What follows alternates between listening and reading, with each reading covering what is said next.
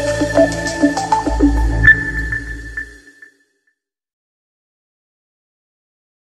दोस्तों, full stack development using मर्न के लेक्चर सीरीज में आपका स्वागत है। आज हम लोग पढ़ने वाले हैं एरो फंक्शन।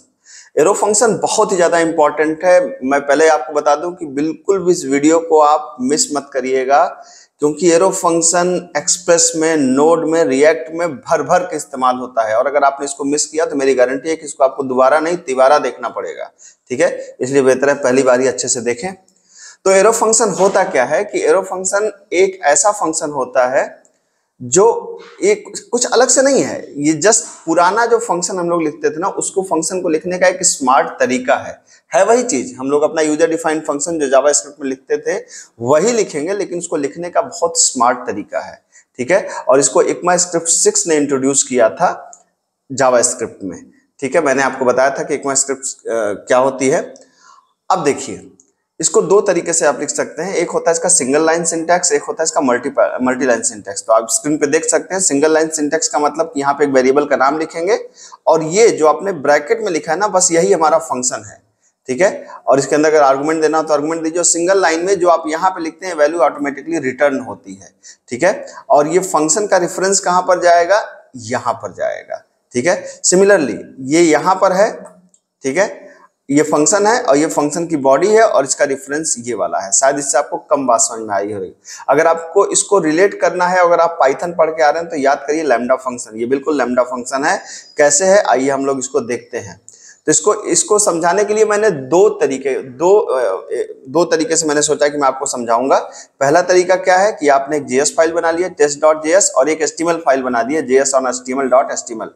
तो ये दो फाइलें हमारी हैं, तो दोनों को आप एक फोल्डर में बना करके रख लीजिए और VS कोड पे खोल लीजिए। मैं आपको एक एक करके दोनों पे समझाऊंगा कि किस तरीके से आप लोकल मशीन पे करेंगे, किस तरीके से आप ब्राउजर पे करेंगे। ठीक है, तो आप ऐसे देखिए कि जैसे पहले आप फंक्शन कैसे बनाते थे। आप पहले फंक्शन बनाते थे फंक्शन, जैसे फंक्शन का नाम मान लीजिए स्क्वायर है, तो आपने एक n दिया और आपने कहा कि रिटर्न n इंटू n। यही तो करते थे आप पहले। ठीक है, और फिर जहां पर भी फंक्शन की जरूरत होती थी उस फंक्शन को, जैसे हमने कहा let result is equal to, आपने कहा स्क्वायर और स्क्वायर के फंक्शन कॉल करके आपने इसके अंदर 5 दे दिया, तो 5 का स्क्वायर प्रिंट हो जाएगा। यही तो आप करते थे। ठीक है, आप यहाँ पे कह सकते हैं रिजल्ट इज इक्वल टू कितना, रिजल्ट इज इक्वल टू, आप रिजल्ट को प्रिंट कर सकते हैं, आप देख सकते हैं। अब देखिए यहाँ पे ध्यान से, जैसे मैंने इसे रन कराया नोड और इसका नाम है test.js, तो ये मैंने इसे रन कराया, ये देखिए रिजल्ट आपके पास 25 आ गया। बिल्कुल ठीक है, इसमें कोई समस्या नहीं है। अब इसी को मैं कहूँ नहीं यार, अब मुझे इसको क्या बनाना है, अब मुझे इसको एरो फंक्शन बनाना है। तो एरो फंक्शन के लिए बिल्कुल सिंपल सी बात है। अब आपने कहा नहीं, अब ये फंक्शन नहीं लिखने की जरूरत है हमको। हम चाहें तो एक वेरिएबल बना सकते हैं, लेट क्या स्क्वायर, कोई भी नाम दे सकते हैं आप, दिस, और ये बन गया फंक्शन। और अगर सिंगल लाइन में लिखना है तो कुछ भी नहीं करना, सिंगल लाइन में सिर्फ आप इसको कहिए यहाँ पे n into n, that's it, done. ठीक है, ये कॉल कैसे होगा? कॉल बिल्कुल ऐसे ही होगा जैसे पिछला वाला फंक्शन कॉल हुआ था, square n equal to n into n, square n आपका कॉल हो गया। ठीक है, अब यहाँ पे आप देख सकते हैं, इसको मैं रन कराऊंगा तो आउटपुट में कोई फर्क नहीं पड़ेगा। ये देखिए रिजल्ट इज 25, एकदम सिंपल। ये अब आपका फंक्शन बन गया। मतलब ये आपका एक फंक्शन है, ये फंक्शन की बॉडी है और ये फंक्शन का रेफरेंस इस वेरिएबल के अंदर आ रहा है। इस वेरिएबल को हम एज ए फंक्शन की तरह कॉल कर सकते हैं बिल्कुल आसानी से, कोई समस्या नहीं है। ठीक है, अगर मल्टीपल लाइन का फंक्शन लिखना हो तो मान लीजिए कि मैंने कहा यार मुझे 2 नंबर में से बड़ा नंबर का फंक्शन चाहिए। ठीक है, तो मैंने कहा यार ऐसा करते हैं, एक फंक्शन बनाते हैं, एक माई मैक्स, ठीक है, इक्वल टू, मैंने कहा कि 2 नंबर में से बड़ा चाहिए तो ए लिया आपने, बी लिया आपने। ये देखिए ये आपने कहा कि अगर ए बड़ा है बी से तो भाई साहब रिटर्न कर दो किसको, ए को, नहीं तो रिटर्न कर दो किसको, रिटर्न कर दो बी को, है ना, रिटर्न कर दो बी को। आप देख सकते हैं यहाँ पे। अब मैंने यहाँ पे कहा कि अब वेरिएबल का नाम क्या है, माई मैक्स, जिसके अंदर फंक्शन का रेफरेंस आ रहा है, तो मैं सीधा यहाँ पे कॉल कर सकता हूँ console.log क्या, लार्जेस्ट एमंग टू वैल्यूज क्या है, आप यहाँ पे देखिए, प्लस माई मैक्स, वेरिएबल का नाम, 2 आर्गुमेंट पास कर दीजिए, 10 and 2, रिजल्ट कितना आना चाहिए, 10 आना चाहिए।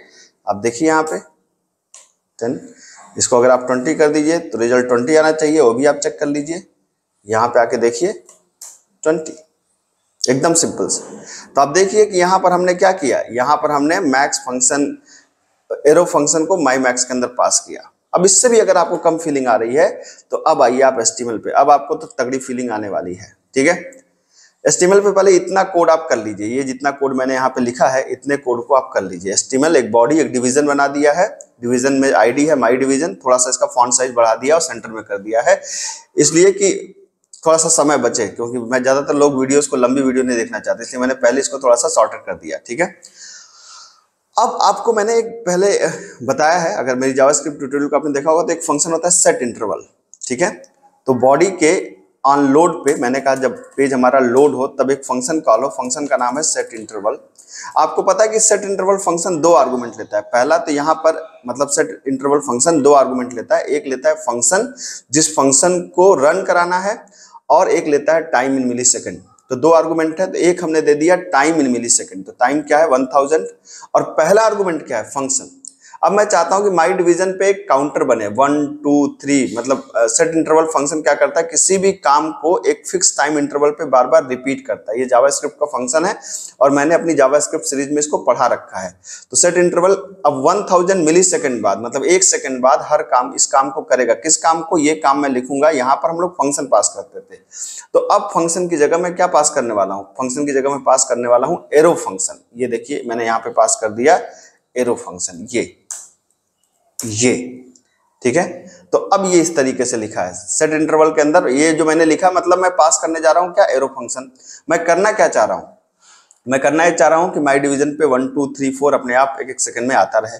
अब मैं क्या कर सकता हूं, देखिए बड़े ध्यान से, मैंने कहा मैंने एक वेरिएबल लिया v इक्वल टू किया डॉक्यूमेंट डॉट क्या, document dot gate element by ID, gate element by ID ये लिया आपने, और आईडी का नाम आपने दिया, जैसे मैंने आईडी का नाम दिया माई डिवीजन।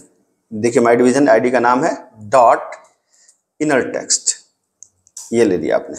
मतलब मैंने कहा कि जो भी डिवीजन पे लिखा है उसको लेकर के आओ वी में डाल दो। पहली बार वी के अंदर क्या लिखा हो सकता है वी ब्लैंक हो। जब वी ब्लैंक हो तो मैंने कहा कि यार ऐसा करो कि वी इक्वल टू 1 कर दो। अगर वी ब्लैंक है तो वी इक्वल टू कितना कर दो, 1 कर दो, ठीक है। और अगर वी ब्लैंक नहीं है तब क्या करो, तब मैंने कहा कि फिर से आप ऐसा करो v is equal to parse int, v equal to मैंने यहाँ पे क्या कहा, v इक्वल टू v को इंटीजर में कन्वर्ट करो, पार्स int क्या v प्लस 1, v को इंटीजर में कन्वर्ट करके उसमें एक ऐड कर दो, ठीक है।